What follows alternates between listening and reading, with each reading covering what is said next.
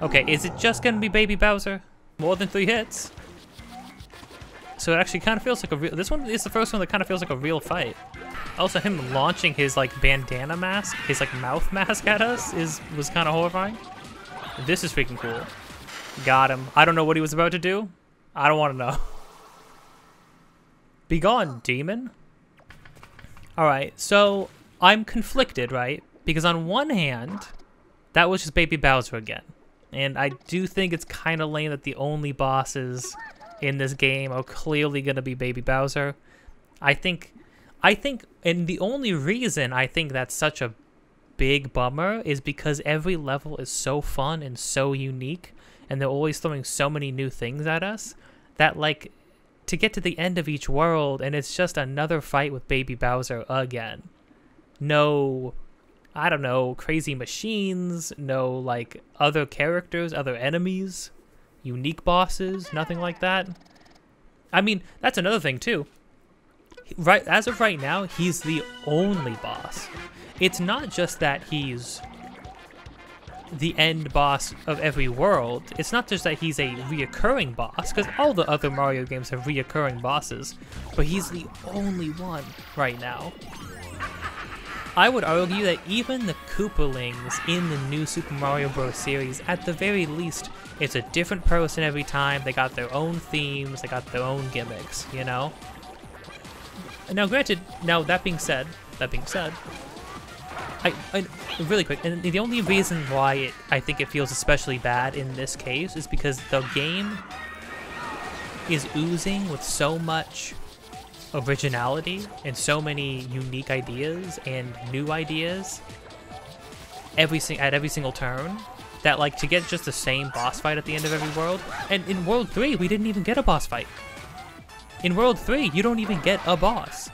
I was shocked. I'm still shocked that, like, that world literally ends with you just doing a bunch of levels and then leaving. Like, I don't know, like, it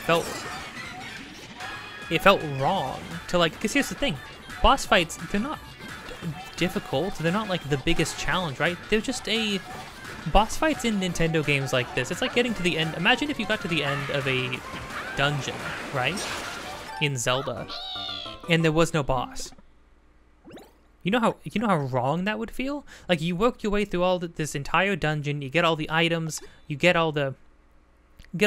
solve all the puzzles, you know, go through the actual challenging part, the actual part that's testing your knowledge of the game, right?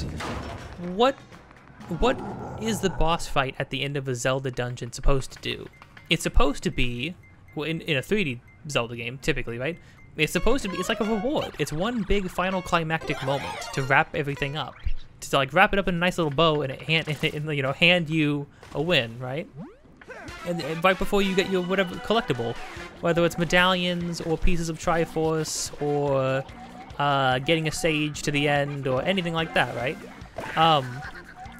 Same thing with Mario games. You go through the world. The boss fights at the end are not the challenging part. They're not the big challenge at the end of everything. They're usually just a reward, a big moment for you to sort of, like, highlight that world before it's over.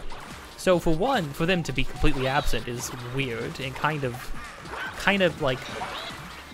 leaves you without, like, that release, you know? That, like, you know, because you're going through levels, it's testing you, and then at the end there's a release, you know, the release of tension because you beat the world, you beat the castle. So for that not to be there, and then but then also for you to do a bunch of really amazing, well thought out, well designed levels, and then get Baby Bowser every single time you fight somebody, like, I don't know. Now, that being said, that was the best fight so far. Big and small Baby Bowser in the first world, lame, just lame. Baby Bowser who's, like, making the floor rise up and down is lame. It's just kind of lame. This one was cool though, having to swim through a bunch of, like, water moving all over the place while spikes are at the bottom, and he's launching things at you, and he's moving around the screen. At the very least, it was engaging, which puts it like 10 notches up over the other ones. I just think it's weird that for all of this this amazing design, for all of these well thought out ideas, for all of this originality injected into this game, right? We're still just jumping on a dude's head at the end of every world, and it's just the same guy's head again, over and over again. I mean, at this point, no, in World you do basically the same thing, right? But at least in World, it's a different character, and some of them had their own thing going on. There's repeats though, but also that's an older game. That's an older game that you know, kind of establishes its limits pretty clearly, you know? This game, the only thing this game's been showing is that there are no limits. Like, this game is willing to throw anything at you. So why isn't it doing that at the end, you know? Very strange.